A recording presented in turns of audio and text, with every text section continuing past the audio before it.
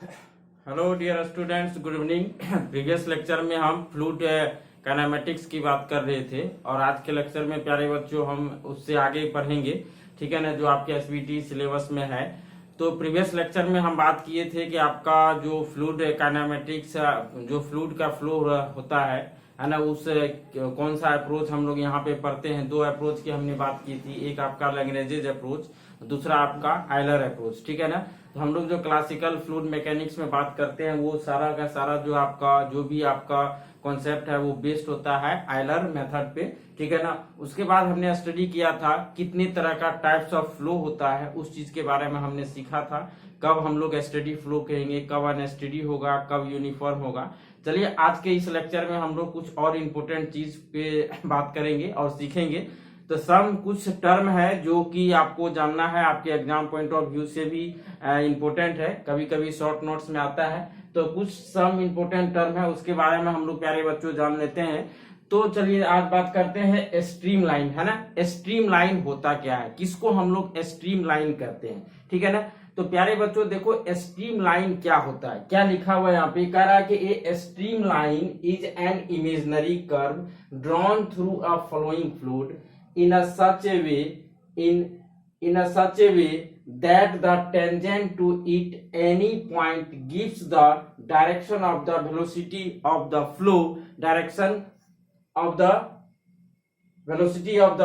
at that point। समझिए इस चीज को, क्या बोला, कह रहा है कि आपका स्ट्रीम लाइन क्या है, एक इमेजिनरी कर्व है या आपका कह सकते हो एक लाइन है, जो यदि कोई भी आपका फ्लोइंग फ्लूइड, सपोज करो आपका कोई भी फ्लोइंग फ्लूइड कोई भी पाथ एक्वायर कर रहा है, ठीक है ना, इस तरह से एक्वायर कर रहा है ना, ये आपका कोई फ्लोइंग फ्लूइड है ना।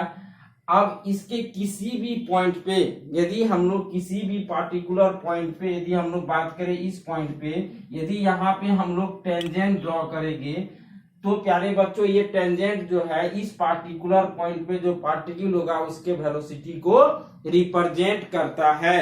क्या करता है, रिप्रेजेंट करता है। तो इससे जो आपका जो कर्व बनेगा, that curve is called stream line. समझ में आया बात, क्या बोला कि यदि आपका a stream line is an imaginary curve drawn through a flowing fluid in a such a way that the tangent to it any point gives the direction of the velocity of the flow at that point। बात है समझ में। कोई भी यदि आपका मान लो ये कर्व है, यदि किसी पार्टिकुलर पॉइंट पे यदि हम लोग वहां पे टेंजेंट ड्रॉ करेंगे, ये उस पार्टिकुलर पार्टिकल का क्या बतलाएगा, वेलोसिटी बतलाएगा। इसी कर्व को हम लोग क्या बोलते हैं, स्ट्रीम लाइन, ठीक है प्यारे बच्चों। चलिए ये डिफिनीशन आपके एग्जाम में भी आता है, चलिए इसको नोट कीजिए।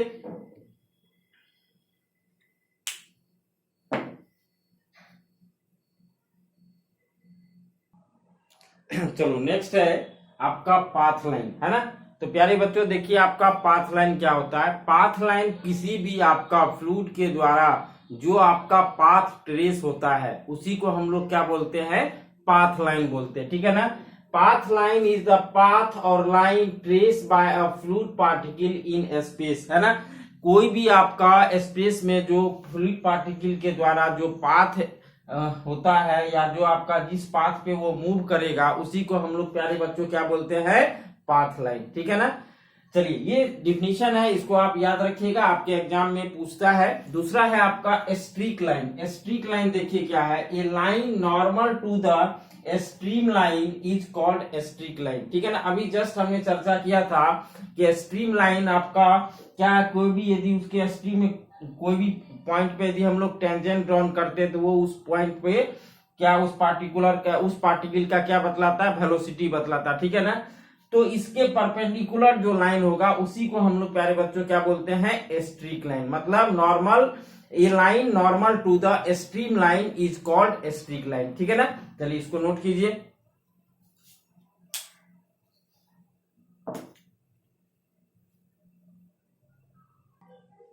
चलिए नेक्स्ट है आपका स्ट्रीम ट्यूब, है ना। तो अभी हमने आपको बताया कि स्ट्रीम लाइन क्या होता है। तो प्यारे बच्चों एक combination of stream line for the given control volume, है ना। बहुत सारे आपका स्ट्रीमलाइन का जो कॉम्बिनेशन होता है एक पार्टिकुलर गिवन कंट्रोल वॉल्यूम में, उसी को हम लोग क्या बोलते हैं, आपका स्ट्रीम ट्यूब। देखिए मान लेते हैं ये आपका क्या है, कंट्रोल वॉल्यूम है, इसमें बहुत सारे आपका क्या है, स्ट्रीमलाइन गुजर रहा है, इस सारे का कॉम्बिनेशन को हम लोग क्या बोलते हैं, स्ट्रीम ट्यूब। ठीक है ना। ये कुछ डिफिनीशन है जो आपको याद रखना है कि स्ट्रीम लाइन क्या होता है, स्टिक लाइन क्या होता है, पाथ लाइन क्या होता है, स्ट्रीम ट्यूब क्या है। कभी कभी आपके एग्जाम में आता है डिफिनीशन लिखने के लिए, तो इसको जरूर से याद कर लीजिएगा। अब हम लोग चलते हैं, कुछ इंपोर्टेंट इक्वेशन है, कंटिन्यूटी इक्वेशन, उसकी बात करेंगे। क्या होता है कंटिन्यूटी इक्वेशन, किस प्रिंसिपल पे बेस्ड होता है, और उसी पे बेस्ड न्यूमेरिकल भी हम लोग देखेंगे बच्चों। चलिए इसको जल्दी से नोट कीजिए।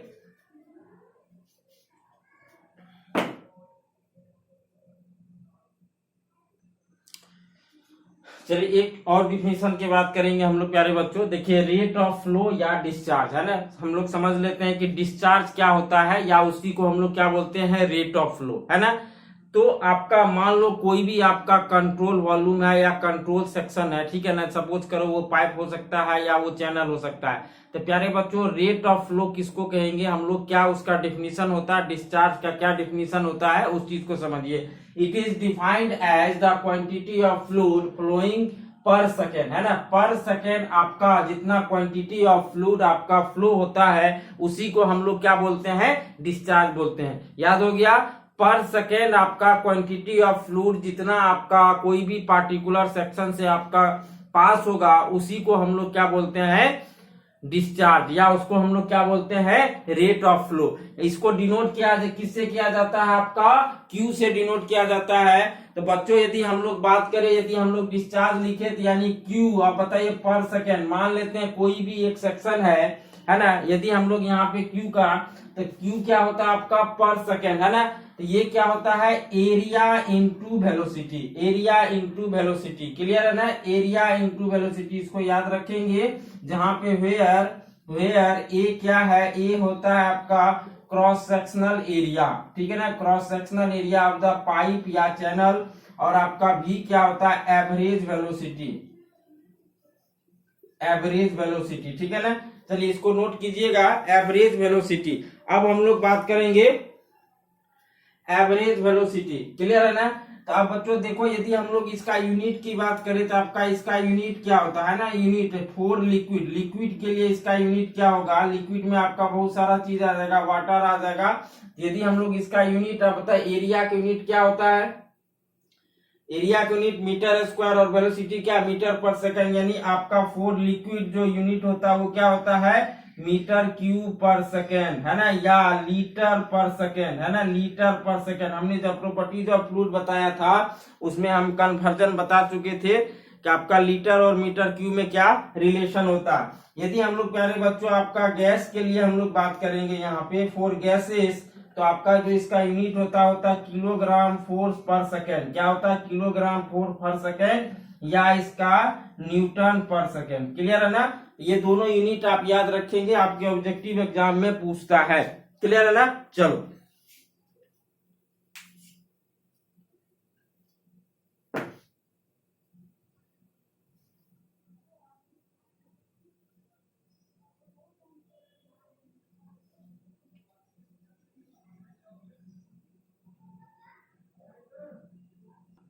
चलिए नोट कर लिया आपने। तो यहाँ पे अब बहुत बच्चों को दिक्कत हुआ होगा कि सर ये फार्मूला आ गया कैसे। देखो मान लो कोई भी सेक्शन है ना, मान लेते हैं कोई भी सेक्शन है, सपोज करो ये पाइप है, क्लियर है ना।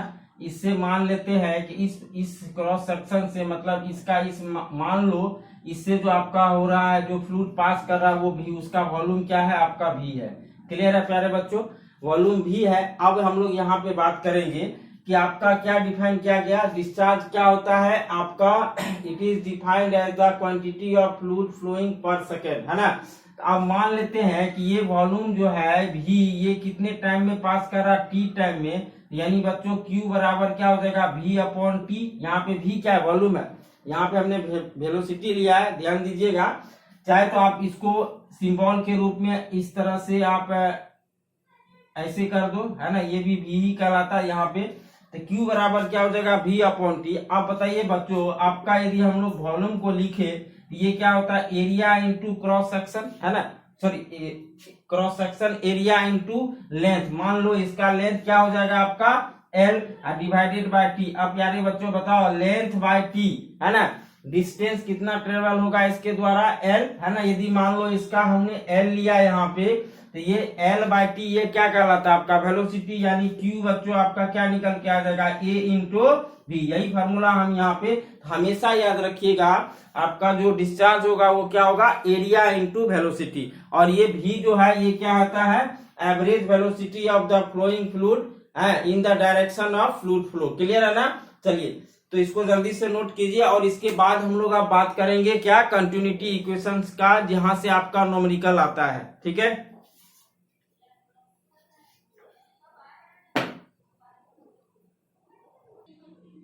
चलिए तो डियर स्टूडेंट्स अब चलिए हम लोग बात करते हैं, बहुत इंपॉर्टेंट टॉपिक है ये कंटिन्यूटी इक्वेशन, है ना, इसको समझते हैं। तो देखो जो कंटिन्यूटी इक्वेशन है ये आपका बेस्ड होता है law of conservation of mass. तो law of conservation of mass क्या कहता है कि mass can not be created, और मास का न ही क्रिएशन किया जा सकता है न ही उसको डिस्ट्रॉय किया जा सकता है। ठीक है ना। तो हमेशा कभी कभी ऑब्जेक्टिव में पूछता है कि आपका कंटिन्यूटी इक्वेशन जो है वो आपका किस पे बेस्ड है, किस प्रिंसिपल पे बेस्ड है। तो ये लॉ ऑफ कंजर्वेशन पे बेस्ड है, और लॉ ऑफ कंजर्वेशन आपको क्या बतलाता है, neither mass can be created nor destroyed. Clear है ना।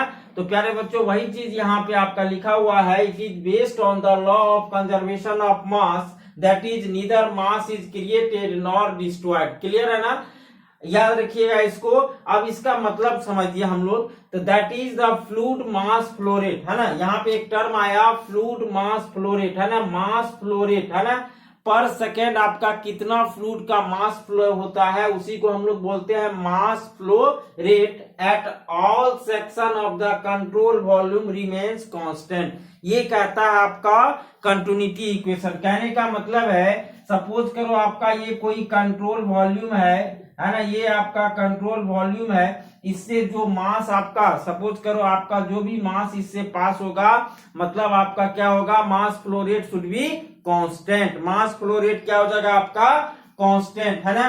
तो यानी एम डॉट ये क्या हो जाएगा आपका कांस्टेंट, एम डॉट क्या हो जाएगा आपका कांस्टेंट। इसको चलिए नोट कर लीजिए, कोई भी कंट्रोल वॉल्यूम के थ्रू आपका जो मास फ्लो रेट होगा वो क्या होगा कांस्टेंट होगा।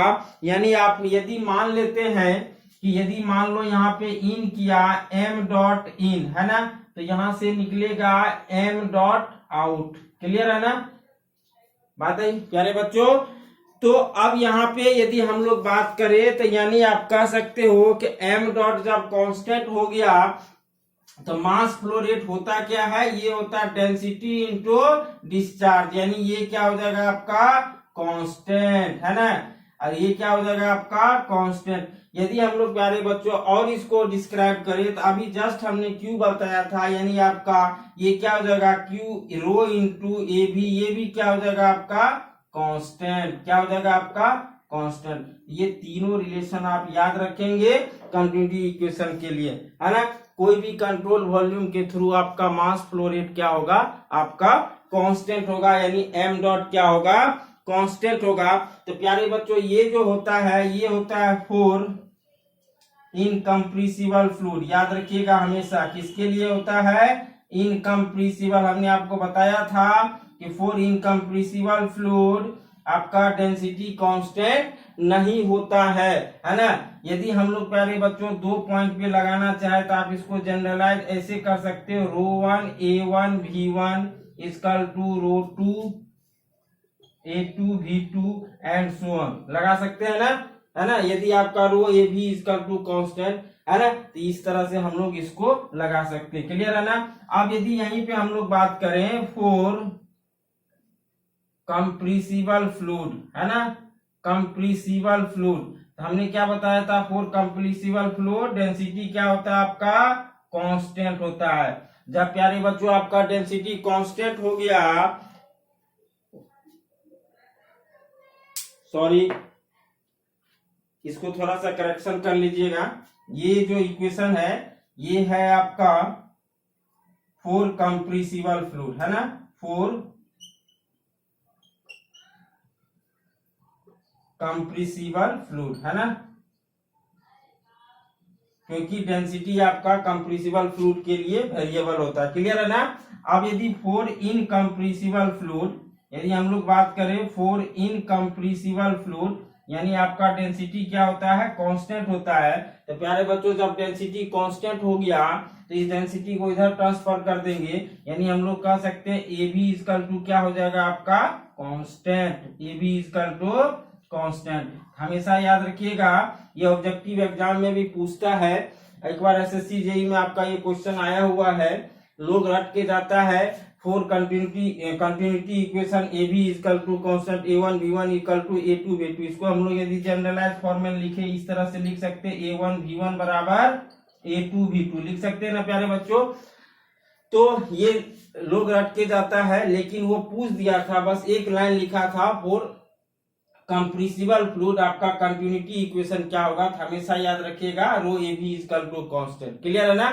और यदि इनकंप्रेसिबल की वो बात करता है A B equal to constant, यानी 2 पॉइंट पे हम लोग लगाएंगे तो क्या हो जाएगा A1 B1 equal to A2 B2। हमेशा याद रखिएगा जितना मास इन करेगा उतना आउट होगा। ठीक है, चलो इसको नोट करो जल्दी।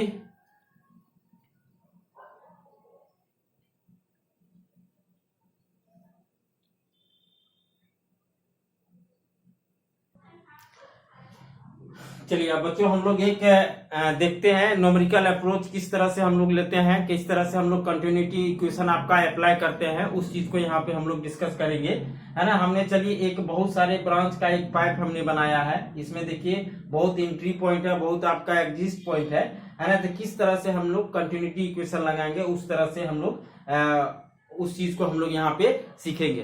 तो प्यारे बच्चों अभी हमने आपको डिस्कस किया कि आपका जो कंटिन्यूटी इक्वेशन क्या कहता है कि आपका जितना मास इन होगा उतना ही आउट होगा, यानी आप कह सकते हो summation of m dot in, मतलब मास फ्लो, हमेशा याद रखना mass flow rate equal to क्या हो जाएगा summation m dot out. Clear है ना। यदि हम लोग और इसको थोड़ा सा करें तो क्या हो जाएगा समेशन m डॉट इन, यानी क्या डेंसिटी Q इन, और ये क्या हो जाएगा समेशन डेंसिटी Q आउट। अब हम लोग यहाँ पे मान लेते हैं आपका क्या है इनकंप्रेसिबल फ्लूइड है, तो डेंसिटी कांस्टेंट होगा, ये क्या हो जाएगा आपका कांस्टेंट, यानी बच्चों आपका ये क्या हो जाएगा समेशन Q इन, यानी हम लोग इसको बात करें तो क्या हो जाएगा ए बी होगा कि नहीं होगा, बोलो। यदि हम लोग बात करें Q बराबर क्या होता है ए बी, और ये क्या किसके लिए इन के लिए, ये बराबर हो जाएगा समेशन क्या हो जाएगा आपका ए भी आपका आउट के लिए, आप कह सकते हो दोनों आपस में बराबर होगा। अब यहाँ पे हम लोग साइन कन्वेंशन यदि मान ले एज्यूम जो इन होगा, यदि इन होगा उसको हम लोग पॉजिटिव मान लेते हैं, और जो आउट होगा आपके आधार पे आप किसी को भी पॉजिटिव किसी को भी निगेटिव मान सकते हो। क्लियर है ना। मतलब इन करने वाले को यदि पॉजिटिव माने तो आउट क्या हो जाएगा निगेटिव। क्लियर है ना। यदि आउट आपका निगेटिव तो इन क्या हो जाएगा आपका पॉजिटिव, है ना। तो वो कन्वेंशन कोई ये अंडरस्टूड नहीं है, आप किसी को भी पॉजिटिव किसी को भी निगेटिव। हाँ ये जरूर आप ध्यान रखना यदि एक आपका पॉजिटिव होगा तो दूसरा ऑलरेडी। अब प्यारे बच्चों चलिए इस जो गिवन आपका दिया हुआ एग्जांपल इसमें हम लोग बात करेंगे, यानी समेशन ऑफ ए भी इन, है ना। अब देखते हैं कि कहां कहां से इन कर रहा है, तो यहां से इन कर रहा है ना। तो क्या हो जाएगा A1 V1 प्लस, और कहां से इन कर रहा है यहां से इन कर रहा है, सॉरी यहां से इन कर रहा है यहां से भी इन कर रहा है, तो क्या हो जाएगा आपका A2 V2, है ना, प्लस, और देखिए कहां से इन कर रहा है A3 V3, क्या हो जाएगा आपका A3 V3। क्लियर है ना। और आपका अब देखिए ये जो है आपका यहां से भी इन कर रहा है ना, क्या हो जाएगा आपका A5 B5। क्लियर। और कहीं से इन कर रहा नहीं कर रहा। अब एक्सिस कहाँ का, ये किसके बराबर हो जाएगा, ये इन हुआ आउट के बराबर होगा। आउट देखिए किसके, आपका यहां से आउट हो रहा A4 B4, है ना, A4 B4 प्लस क्या हो जाएगा आपका A6 B6, है ना। तो बच्चों आप सीख गए होंगे कि कंटिन्यूटी इक्वेशन हम लोग किस तरह से अप्लाई करते हैं। हमेशा याद रखिएगा जितना इन होगा उतना ही आउट होगा, है ना, because mass flow rate should be constant. चलिए इसको नोट कीजिए जल्दी से, और एक एग्जांपल हम लोग करते हैं।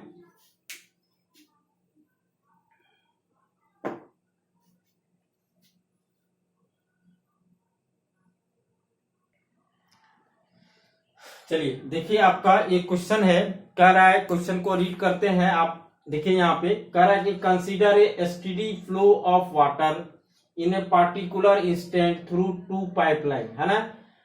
दो पाइपलाइन के थ्रू आपका वाटर क्या हो रहा है, जा रहा है, पाइपलाइन 1 एंड पाइपलाइन 2। देखो फिगर में दिया हुआ pipeline 1 and pipeline 2 combined into a single pipe. ये दोनों पाइपलाइन एक कंबाइंड होता है एक तीसरे पाइपलाइन से, तीसरा पाइपलाइन से, shown in the figure। कह रहा है कि the cross section area are all three pipeline are constant। constant का मतलब है तीनों, मतलब ये यूनिफॉर्म क्रॉस सेक्शन है, मतलब यूनिफॉर्म एरिया। ऐसा नहीं है कि यहाँ पे ज्यादा डायमीटर है, यहाँ पे कम है, मतलब थ्रू आउट कॉन्स्टेंट एरिया। इसका भी थ्रू आउट क्या है, कॉन्स्टेंट एरिया है ना, तीनों पाइपलाइन का। ऐसा मत समझ लेना कि तीनों का एरिया सेम, इक्वल और कांस्टेंट में बहुत अंतर है। यदि वो इक्वल लिखता तो तीनों का एरिया सेम होता, बट कांस्टेंट इट मींस आपका ये कैसा है, यूनिफॉर्म पाइप है।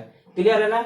करा कि the flowing data is given. ये डेटा देखिए आपको दिया हुआ है, पाइपलाइन 1 2 3, एरिया दिया हुआ 1 2 2 पॉइंट और वेलोसिटी दिया हुआ 1 2 और v।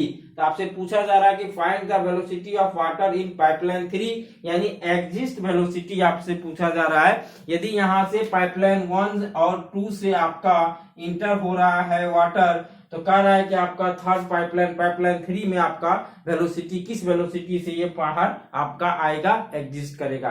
तो बच्चों बहुत सिंपल सा क्वेश्चन है, इस तरह के क्वेश्चंस भी आते हैं, ठीक है ना। चलिए जल्दी से इसको नोट कीजिए इस क्वेश्चन को, उसके बाद हम लोग कैलकुलेट करते हैं, है ना। चलो क्वेश्चन आपने नोट कर लिया।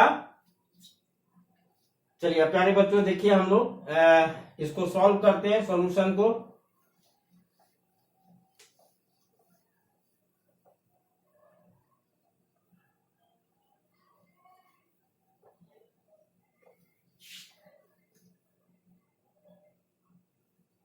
पहले हम लोग सारे थ्योरी को पढ़ लेते हैं, उसके बाद फिर हम लोग जो एसवीटी के द्वारा जो क्वेश्चंस पूछा गया, मोस्टली क्वेश्चन जो है वो डायनामिक्स यानी आपका बर्नौलीज इक्वेशन जब हम स्टार्ट करेंगे उससे रिलेटेड क्वेश्चंस आपका ज्यादा पूछता है ना। बहुत मजेदार टॉपिक होता है बर्नौलीज इक्वेशन, और आपको बहुत आसान न्यूमेरिकल है, और देखिएगा कितना इजी वे में न्यूमेरिकल बनता है। तो अब चलिए इस क्वेश्चन को प्यारे बच्चों, तो अभी हमने बताया कि आपका अप्लाई कंटिन्यूटी इक्वेशन यानी आपका summation of M dot in, ये क्या हो जाएगा, summation of M dot out. Clear है ना प्यारे बच्चों।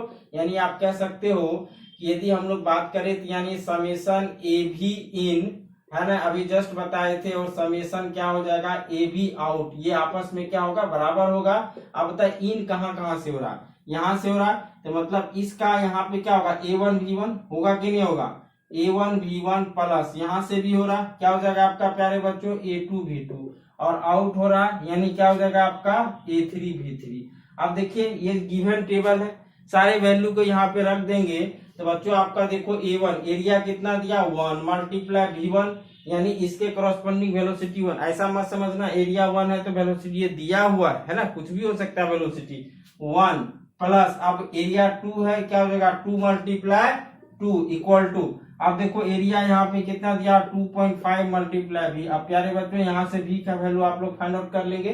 क्लियर है ना। ये देखो 1 और ये 2 दूना 4 यानी क्या हो जाएगा 5 डिवाइडेड बाय 2.5 जो भी है। यदि सपोज करो ये मीटर पर सेकेंड है मान लेते हैं, तो ये भी आपका आंसर किस में हो जाएगा, मीटर पर सेकेंड में। अब देखिए यहाँ से तो कितना हो जाएगा आंसर इसका, यदि आप इसको निकालेंगे, कट कर दीजिए, है ना 25 यानी आपका v बराबर हो जाएगा 2 मीटर पर सेकेंड। क्लियर है ना आंसर। बहुत छोटा सा क्वेश्चन था प्यारे बच्चों, है ना। चलो क्लियर है। तो आज आपने सीखा कि कुछ सम डिफिनीशन हमने आपको बताया, उसके बाद हम बात किए रेट ऑफ फ्लो क्या होता है जिसको हम लोग डिस्चार्ज करते हैं, और हमने सीखा कंटिन्यूटी इक्वेशन। नेक्स्ट लेक्चर में प्यारे बच्चों हम लोग बात करेंगे जो एक डेरिवेशन आपके एग्जाम में आता है, कंटिन्यूटी इक्वेशन इन 3 डायमेंशनल, उसको ड्राइव करवाएंगे। ठीक है, उसके बाद फिर हम लोग बात करेंगे डायनामिक्स का। ठीक है, आज के लिए थैंक यू।